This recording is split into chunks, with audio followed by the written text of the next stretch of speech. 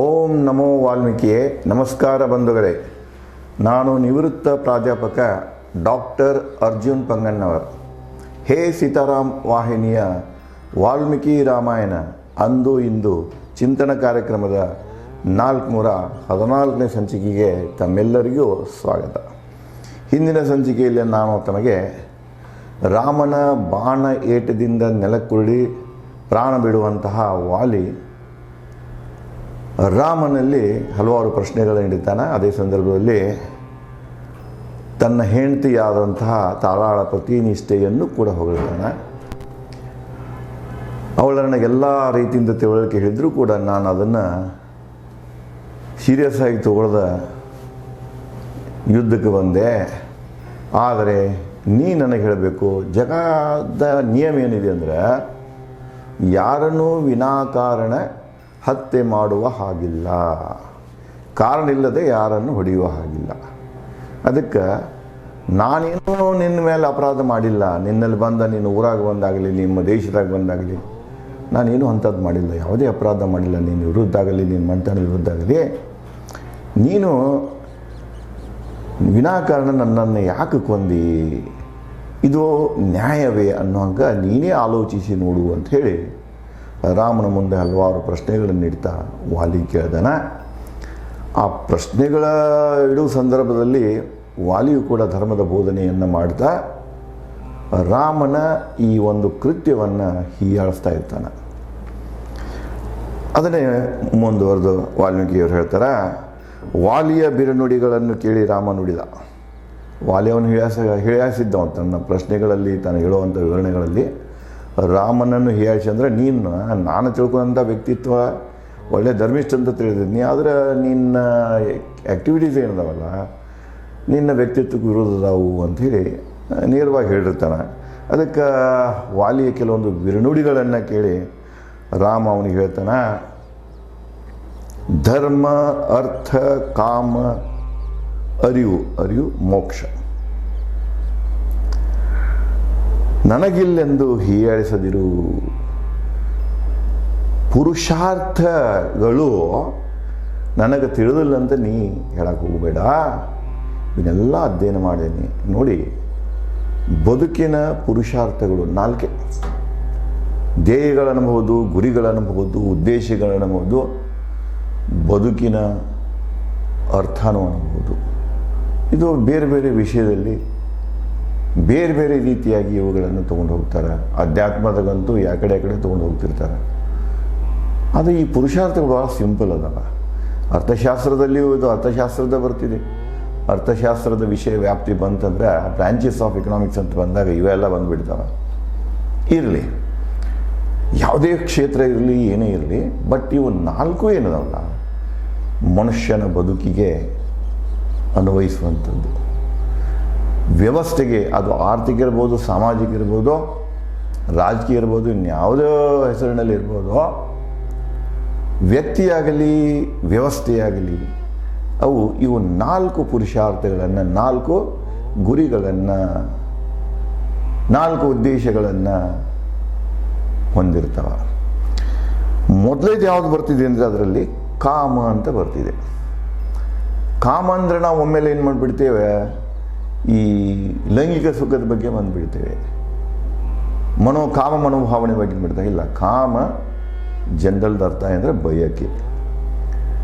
ತಮಗೆಲ್ಲ ಗೊತ್ತಿದೆ, ಗೌತಮ್ ಬುದ್ಧ ಆಗಲಿ, ಮಹಾವೀರರಾಗಲಿ, ಇನ್ನೂ ಎಷ್ಟೋ ಜನ ಸಾಧು ಸಂತರು, ಧರ್ಮ ಸಂಸ್ಥಾಪಕರು ಈ ಭೂಮಿಯಾಗ ಹುಟ್ಟ್ಯಾರ. ಭಾರತ ಭೂಮಿಯಲ್ಲೂ ಹುಟ್ಟ್ಯಾರ, ಬೇರೆ ಕಡೆನೂ ಹುಟ್ಟ್ಯಾರ. ಅವರೆಲ್ಲನೂ ಹೇಳೋದು ಒಂದೇ ಅಲ್ಲ, ಮನುಷ್ಯನ ದುಃಖಕ್ಕೆ ಕಾರಣ ಅಂದರೆ ಆಶೆ. ಇಲ್ಲಿ ಕಾಮ ಅಂದರೆ ಆಶೆ, ಬಯಕೆ, ಇಚ್ಛೆ ಯಾವುದೇ ಇರ್ಬೋದು. ಸಾಮಾನ್ಯವಾಗಿ ಅದು 3 ಸುತ್ತ ತಿರುಗ್ತಿರ್ತದೆ. ಒಂದು ಹೆಣ್ಣು, ಮಣ್ಣು, ಹೊಣ್ಣು. ಅದರ ನಂತರ ಅಧಿಕಾರ ಬರ್ತದೆ, ಅಂತಸ್ತು ಬರ್ತದೆ. ಇವುಗಳ ಬಯಕೆ ಹಿಂದೇನು ಮನುಷ್ಯ ಓಡಾಕ್ ಹಿಡಿತಾನೆ. ಆ ಬಯಕೆಗಳು ಪೂರ್ಣ ಆಗದೇ ಇದ್ದಾಗ, ತನಗೆ ಅವು ಸಿಗದೇ ಇದ್ದಾಗ ನಿರಾಶೆಗೊಂಡು ಮನುಷ್ಯ ದುಃಖಿತನಾಗ್ತಾನೆ. ಅಷ್ಟೇ ಅಲ್ಲ, ಕ್ರೂರಿನೂ ಆಗ್ತಾನೆ. ಕೆಲವೊಂದು ಸಂದರ್ಭಗಳನ್ನು ನೋಡಿರ್ಬೇಕು ನೀವು. ಯಾವುದೇ ಹೆಣ್ಣು ಬಯಸಿದನ್ನು ಸಿಗಲಿಲ್ಲ ಅಂದರೆ ರಾಜರು ಯುದ್ಧ ಮಾಡ್ಯಾರ. ರಾಣಿ ಪದ್ಮಾವತಿ ಬಗ್ಗೆ ನಾವು ಇತಿಹಾಸನೂ ಓದಿರಬಹುದು. ಇಂಥ ಭಾಳ ಅದಾವ. ಇವನಿಗೆ ರಾಮಾಯಣದಲ್ಲಿನೇ ರಾವಣನ ಬಯಕೆನ ಸೀತೆಯನ್ನು ಪಡಿಬೇಕಂತ ಇತ್ತು. ಅವನು ತನ್ನ ಧರ್ಮಪತ್ನಿಯನ್ನಾಗಿ ಮಾಡಿಕೊಳ್ಬೇಕಂತ ಇತ್ತು. ಸೀತೆ ಬಗ್ಗೆ ಬೇರೂರಿದ ಅವನ ಬಯಕೆ, ಅದರಾಗೂ ಮತ್ತು ಬಯಕೆದಾಗ ಕಾಮ ಬಯಕೆ ಇತ್ತದು. ಅದಕ್ಕಿಲ್ಲೇ ಎಲ್ಲ ಹಂತಗಳಿಗೂ, ಎಲ್ಲ ಒಂದು ಯುದ್ಧಗಳಿಗೂ, ಕೆಟ್ಟ ಕಾರಣಗಳಿಗೂ, ಕೆಟ್ಟ ಪರಿಣಾಮಗಳಿಗೂ ಒಂದೇ ಕಾರಣ, ದುಃಖಕ್ಕೆ ಒಂದೇ ಕಾರಣ. ದುಃಖದ ಮೂಲ ಯಾವುದಪ್ಪ ಅಂದ್ರೆ ಕಾಮ ಅಥವಾ ಬಯಕೆ. ಇದು ಪುರುಷಾರ್ಥ. ಇನ್ನು ಎರಡನೇ ಪುರುಷಾರ್ಥ ಏನಪ್ಪ ಅಂದ್ರೆ ಅರ್ಥ. ಅರ್ಥ ಅಂದ್ರೆ ಸಾಧನಗಳು, ಮೀನ್ಸ್. ಸಾಮಾನ್ಯವಾಗಿ ಸಂಪತ್ತು ಬರ್ತಿದೆ, ಹಣ ಬರ್ತಿದೆ, ಸಮಯ ಬರ್ತಿದೆ, ಇನ್ನು ಯಾವ್ಯಾವುದೋ ರೂಪದಲ್ಲಿ ಈ ಸಾಧನೆಗಳು, ಮೀನ್ಸ್ ಇರ್ತಾವೆ. ಇವುಗಳ ಸಹಾಯದಿಂದ ನಾವು ನಮ್ಮ ಬಯಕೆಯನ್ನು, ಕಾಮವನ್ನು ಪೂರ್ತಿ ಮಾಡಿಕೊಳ್ತೇವೆ. ನಾನು ಒಂದು ಬೃಹತ್ ಮನೆಯನ್ನು ಹೊಂದಬೇಕು, ಎಲ್ಲ ಸೌಕರ್ಯಗಳಿದ್ದಂಥ ಮನೆಯನ್ನು ಹೊಂದಬೇಕಂತ ಯಾವಾಗ ಬಯಕೆ ಆಗ್ತಿದೆ, ಕಾಮ ಅಲ್ಲಿ ಮೊಳಕೆಯನ್ನು ಹೊಡಿತಿದೆ, ಆವಾಗ ಅದನ್ನು ನಾವು ಸಾಧಿಸಬೇಕಾಗಿತ್ತಂದ್ರೆ ಸಂಪನ್ಮೂಲ ಬೇಕು. ಆ ಸಂಪನ್ಮೂಲಕ್ಕೆ ನಾವೇನಂತೇವೆ ಅರ್ಥ. ಸಮಯ ಬೇಕು, ದುಡ್ಡು ಬೇಕು, ಅದಕ್ಕೆ ಬೇಕಾಗುವಂಥ ಮಟೀರಿಯಲ್ಸ್ ಬೇಕು, ಎಲ್ಲ ಬೇಕಾಗ್ತದೆ. ಅದಕ್ಕೆ ಇಲ್ಲಿ ಅರ್ಥ. ಅರ್ಥ ಬೆಳೆಸಬೇಕಾದ್ರೆ ಎರಡು ದಾರಿ, ಒಂದು ಅಡ್ಡದಾರಿ, ಇನ್ನೊಂದು ಸರಿ ಮಾರ್ಗ. ದುಡಿದು ಸಂಪತ್ತನ್ನು ಗಳಿಸ್ಬೋದು, ಜನರನ್ನು ಕೊಂದು ಸಂಪತ್ತು ಗಳಿಸ್ಬೋದು, ಜನರಿಗೆ ಸುಳ್ಳು ಹೇಳಿ ಸಂಪತ್ತು ಗಳಿಸ್ಬೋದು, ಜನರನ್ನು ಮೋಸ ಮಾಡಿ ಸಂಪತ್ತು ಗಳಿಸ್ಬೋದು, ದರೋಡೆ ಮಾಡಿ ಸಂಪತ್ತು ಗಳಿಸ್ಬೋದು, ಕಳ್ಳತನ ಮಾಡಿ ಸಂಪತ್ತು ಗಳಿಸ್ಬೋದು. ಅದಕ್ಕೆ ಸಂತರು ಹೇಳ್ತಾರ, ನೀನು ಏನೇ ಗಳಿಸು, ಖ್ಯಾತಿ ಗಳಿಸು, ಸಂಪತ್ತು ಗಳಿಸು, ಏನೇ ಗಳಿಸು, ಆದರೆ ಒಳ್ಳೆ ಮಾರ್ಗದಿಂದ ಗಳಿಸು. Don't go for foul means. ಅಡ್ಡದಾರಿಯಿಂದ ಏನು ಸಾಧಿಸಲಿಕ್ಕೆ ಹೋಗಬೇಡ, ಶ್ರೀಮಂತರಾಗಿ ಹೋಗಬೇಡ. ಸ್ವಂತ ನಿನ್ನ ಶ್ರಮವನ್ನು ವ್ಯಯ ಮಾಡಿ ನೀನು ಸಂಪತ್ತನ್ನು ಗಳಿಸು, ಅರ್ಥವನ್ನು ಗಳಿಸು, ಈ ಸಂಪನ್ಮೂಲಗಳನ್ನು. ಅದಕ್ಕೆ ರಾಮ ಹೇಳ್ತಾನ, ಈ ಎರಡನೇ ಬದುಕಿನ ಎರಡನೇ ಪುರುಷಾರ್ಥ ಏನಪ್ಪ, ಗುರಿ ಏನಂದ್ರೆ, ಉದ್ದೇಶ ಏನಂದ್ರೆ ಸಂಪನ್ಮೂಲವನ್ನು ಹೊಂದುದು. ಅದು ಒಳ್ಳೆಯದಕ್ಕಾಗಿ. ಬಯಕೆನೂ ಒಳ್ಳೆಯದಿರಬೇಕು, ಅದನ್ನು ಈಡೇರಿಸಿಕೊಳ್ಳುವಂಥ ಸಂಪನ್ಮೂಲ ಏನು ಬೇಕಾಗಿರ್ತಲ್ಲ, ಅದು ಒಳ್ಳೆ ಮಾರ್ಗದಿಂದ ಸಾಧಿಸಿರ್ಬೇಕು, ನಾವು ಸಂಪಾದಿಸಿರಬೇಕು. ಇನ್ನು ಮೂರನೇದು ಏನು ಬರ್ತದಪ್ಪ ಅಂದ್ರೆ, ಇವು ಸ್ಟೇಜಸ್ ಅದಾವೆ. ಒಂದು ಬಯಕೆ, ಎರಡನೇದು ಅರ್ಥ, ಮೂರನೇದು ಯಾವುದಂದ್ರೆ ಧರ್ಮ. ಸಾಮಾನ್ಯವಾಗಿ ಈಗಿಂದೆಲ್ಲ ನೋಡ್ತೀವಿ ನಾವು. ಧರ್ಮ ಅಂದ ಕೂಡಲೇ ಮತಧರ್ಮಕ್ಕೆ ಹೋಗ್ತದೆ. ಮತ ಅಂದರೆ ಅಭಿಪ್ರಾಯ. ಅದು ದೇವರದಾನ ಒಂದು ಅಭಿಪ್ರಾಯ, ದೇವರ ಇಲ್ಲ ಮತ್ತೊಂದು ಅಭಿಪ್ರಾಯ. ದೇವರದಾನ ಅಂದರೆ ಹೆಂಗೆ ಅದಾನಪ್ಪ, ನಿರಾಕಾರದಾನ ಒಂದು ಅಭಿಪ್ರಾಯ. ಅವ ಎಲ್ಲದರಲ್ಲಿ ಇದ್ದಾನ, ಅದೊಂದು ಅಭಿಪ್ರಾಯ. ಅವ ಮೂರ್ತಿ ರೂಪದಲ್ಲಿದ್ದಾನ, ಅದೊಂದು ಅಭಿಪ್ರಾಯ. ಆತ್ಮರೂಪದಲ್ಲಿದ್ದಾನ, ಅದೊಂದು. ಇವೆಲ್ಲ 108 ಅಭಿಪ್ರಾಯಗಳು. ಇವು ಸಮಯಕ್ಕೆ ತಕ್ಕಂತೆ, ಸಮಯದಿಂದ ಸಮಯಕ್ಕೆ ಹೆಂಗೆ ಜ್ಞಾನಿಗಳು, ತತ್ವಜ್ಞಾನಿಗಳು ಹುಟ್ಕೊಂಡ್ರಲ್ಲ, ಅವರವರ ಕಾಲದಾಗ ಹೊಸ ವಿಚಾರಗಳು ಬಂದವ. ಈ ವಿಚಾರಗಳ ಕೇಂದ್ರ ಬಿಂದು ಯಾವುದಂದ್ರೆ ಧರ್ಮ. ಧರ್ಮ ಅಂದರೆ ಮತಧರ್ಮ ಅಲ್ಲ, ಫೇತ್ ಅಲ್ಲ. ಇದು ಧರ್ಮ ಅಂದ್ರೆ ನೀತಿ ನಿಯಮ. ಇವತ್ತಿನ ಪರಿಭಾಷೆಯಲ್ಲಿ ಹೇಳೋದಾದ್ರೆ ಸಂವಿಧಾನ, ಕಟ್ಟಳೆಗಳು. ವ್ಯವಸ್ಥೆ ನಡಿಬೇಕಾಗಿದ್ರೆ, ಯಶಸ್ವಿ ಆಗಬೇಕಾಗಿದ್ರೆ, ಎಲ್ಲವೂ ಸಮಾಜದಲ್ಲಿ ಸುಗಮವಾಗಿರಬೇಕಾಗಿದ್ರೆ, ಎಲ್ಲರೂ ನೆಮ್ಮದಿಯಿಂದ ಇರಬೇಕಾಗಿದ್ರೆ, ಆ ವ್ಯವಸ್ಥೆ ಕೆಲವೊಂದು ನಿಯಮಗಳನ್ನು ಮಾಡ್ಕೊಂಡಿರ್ತದೆ, ಕಾನೂನುಗಳನ್ನು ಮಾಡ್ಕೊಂಡಿರ್ತದೆ, ಕಟ್ಟಳೆಗಳನ್ನು ಮಾಡ್ಕೊಂಡಿರ್ತದೆ, ಸಂಪ್ರದಾಯಗಳನ್ನು ಮಾಡ್ಕೊಂಡಿರ್ತದೆ. ಅವುಗಳೇ ಬಂಧಿತವಾಗಿ ಅವನು ವೈಲೇಷನ್ ಮಾಡಬಾರ್ದು. ಆ ಒಂದು ಕಟ್ಟಳೆಗಳಿಗೆ, ಕಾನೂನುಗಳಿಗೆ ಸಂವಿಧಾನ, ಆಚಾರ ವಿಚಾರ, ನಡೆ ನುಡಿ, ಬಸವಣ್ಣವ್ರ ನಡೆ ನುಡಿ ಅಂತಾರೆ ಧರ್ಮಕ್ಕೆ. ಎಲ್ಲಕ್ಕೂ ಧರ್ಮ ಅಂತಾರೆ. ಇಲ್ಲೇನು ನಾವು ಎರಡು ಪುರುಷಾರ್ಥಗಳನ್ನು ಹೇಳಿಲ್ಲ ನಿಮಗೆ. ಒಂದನೇದ್ದು ಬಯಕೆ ಕೂಡ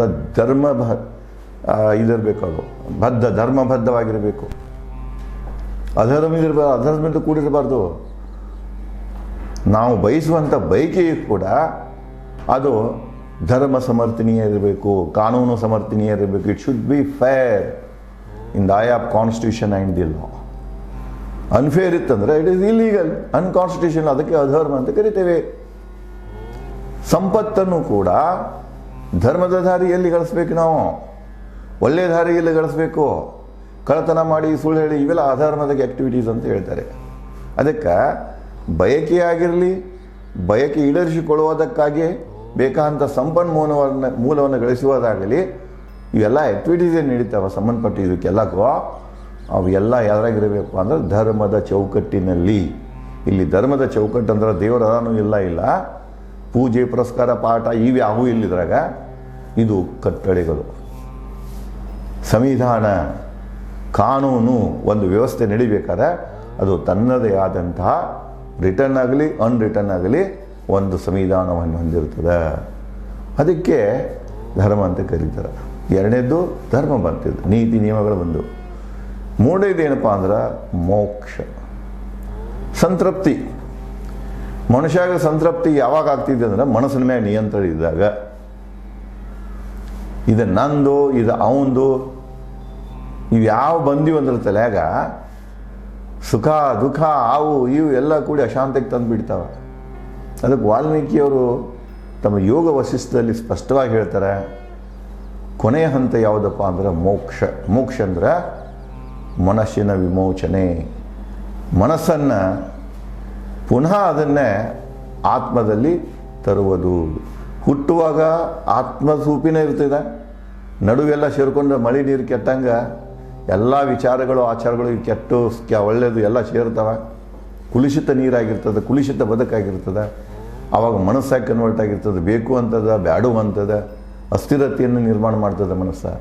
ಅಂಥ ಅಸ್ಥಿರ ಮನಸ್ಸನ್ನು, ಚಂಚಲ ಮನಸ್ಸನ್ನು, ಕೆಟ್ಟ ಮನಸ್ಸನ್ನು ನಿಯಂತ್ರಣದಲ್ಲಿ ತಂದು ಇವ್ಯಾವೂ ನನ್ನೋ ಅಲ್ಲ, ನನ್ನದ ಆತ್ಮ, ನಾನು ಬಂದದ್ದೇ ಬೇರೆ, ನನ್ನ ಕರ್ತವ್ಯನೇ ಬೇರೆ, ನನ್ನ ಕೆಲಸಗಳ ಬೇರೆ, ನಾನು ಇಲ್ಲಿ ಜಂಜಾಟನ ಸಿಕ್ಕೊಂಡಲ್ಲ ಅಂದಂಗೆ ಇಲ್ಲಿ ಇದಾಗಬೇಕು ಅವನಿಗೆ. ಅಂದರೆ ಆತ್ಮದ ಅರಿವು ಮೂಡಬೇಕು ಅವನಿಗೆ. ಅದನ್ನು ಅರಿವು ಅಂತಲೂ ಹೇಳ್ತಾರೆ, ಮೋಕ್ಷ ಅಂತಲೂ ಹೇಳ್ತಾರೆ. ಇವು 4 ಪುರುಷಾರ್ಥದ ಬಗ್ಗೆ ನನ್ನ ಸಂಪೂರ್ಣವಾಗಿ ತಿಳುವಳಿಕೆ ಇದೆ. ಬ್ರಹ್ಮಜ್ಞಾನದ ಬಗ್ಗೆ ನನಗೆ ತಿಳುವಳಿಕೆ ಇದೆ. ವಾಲಿ, ನೀನು ಹೇಳುವಂಥ ಮಾತುಗಳಲ್ಲಿ ಇವು ನನಗೆ ಜ್ಞಾನ ಇಲ್ಲದಂಗನ, ನಾನು ಅಜ್ಞಾನಿಗಂತೆ ನೀನು ನನ್ನನ್ನು ಶಬ್ದಗಳನ್ನು ಬಳಸಿ ಹೀಯಾಳಿಸ್ತಾ ಇದ್ದೀಯಾ ಅಂಥೇಳಿ ರಾಮ ವಾಲಿಗೆ ಹೇಳ್ತಾನೆ. ಹೀಗೆ ಮುಂದುವರೆದ ರಾಮ ವಾಲಿ ಹೀಯಾಳಿಸುವಂಥ ಪ್ರಶ್ನೆಗಳನ್ನು ಯಾವ ರೀತಿಯಾಗಿ ಉತ್ತರ ಕೊಡ್ತಾನೆ ಮತ್ತು ಅದರ ಮೂಲಕ ವಾಲ್ಮೀಕಿಯವರು ಬದುಕಿನ ಯಾವ ಚಿಂತನೆಗಳನ್ನು ಲೋಕಕರ್ಪೀಶರ ಹೇಳಲಿಕ್ಕೆ ಪ್ರಯತ್ನ ಮಾಡ್ಯಾರ ಅನ್ನೋದನ್ನು ನಾನು ಮುಂದಿನ ಸಂಚಿಕೆಯಲ್ಲಿ ಹಂಚಿಕೊಳ್ಳುತ್ತೇನೆ. ಧನ್ಯವಾದಗಳು.